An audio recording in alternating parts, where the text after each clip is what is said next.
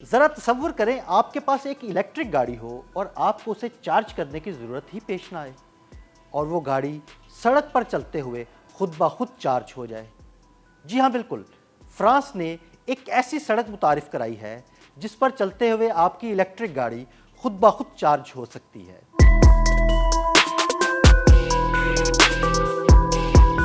نہ charging station پر رکنے کی ضرورت اور نہ ہی انتظار۔ یہ کوئی مستقبل کا خواب نہیں بلکہ فرانس نے اسے حقیقت بنا دیا ہے۔ فرانس کی مشہور موٹر وے A10 کے تقریباً 1.5 کلومیٹر حصے پر ایک نئی ٹیکنالوجی نے دنیا کی توجہ اپنی طرف مبذول کرا لی ہے۔ یہ ٹیکنالوجی ہے ڈائنامک وائرلیس چارجنگ سسٹم، یعنی گاڑیوں کو چلاتے ہوئے بجلی فراہم کرنے والا نظام۔ اس سے پہلے ایسی آزمائشیں صرف بند ٹریکس یا تجرباتی میدانوں میں ہوتی تھیں، لیکن A10 منصوبہ دنیا کی پہلی ایسی عام شاہراہ ہے جہاں عام ٹریفک کے ساتھ چلتے ہوئے الیکٹرک گاڑیاں چارج بھی ہو رہی ہیں۔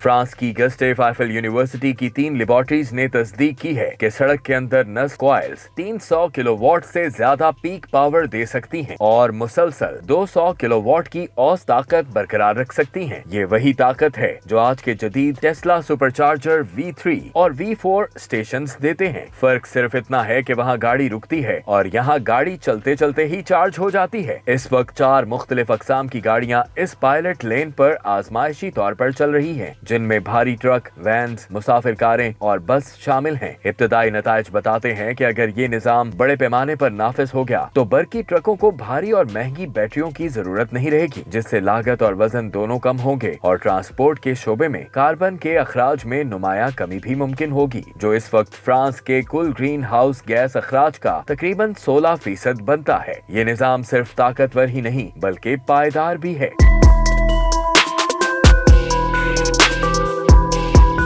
ماہرین کے مطابق سڑک کا فرش دہائیوں تک اپنا معیار برقرار رکھ سکتا ہے اور انڈکٹیو چارجنگ کی کارکردگی پر کوئی اثر نہیں پڑتا۔ اس ٹیکنالوجی کے ذریعے ٹرکوں کو چھوٹی بیٹریوں سے ہی لمبے فاصلے طے کرنے کی سہولت ملے گی، جو نہ صرف سستی بلکہ ماحول دوست بھی ہوگی۔ اس ٹیکنالوجی سے لیتھیم اور نکل جیسی نایاب معدنیات پر بھی انحصار کم ہوگا اور برقی مال برداری یعنی الیکٹرک فریٹ کو نئی سمت ملے گی۔ یقیناً اتنی بڑی تبدیلی آسان نہیں۔ سڑکوں کے نیچے ہزاروں کلومیٹر کوائلز بچھانا ایک مہنگا اور تکنیکی طور پر پیچیدہ عمل ہے، لیکن اگر اس کے بدلے میں اخراجات، وزن اور آلودگی کم ہو جائے تو یہ سرمایہ کاری شاید پوری دنیا کے لیے قابل تقلید بن جائے۔ امریکہ، جرمنی، ناروے اور چین کے ساتھ ساتھ فرانس اب ان چند ممالک میں شامل ہو گیا ہے جہاں سڑکوں میں وائرلیس چارجنگ کی آزمائش جاری ہے، اور اگر یہ تجربہ کامیاب رہا تو فرانس یورپ کے ان ممالک میں سب سے آگے ہوگا جو 2035 تک نئی پیٹرول گاڑیوں کے خاتمے کا عزم رکھتے ہیں۔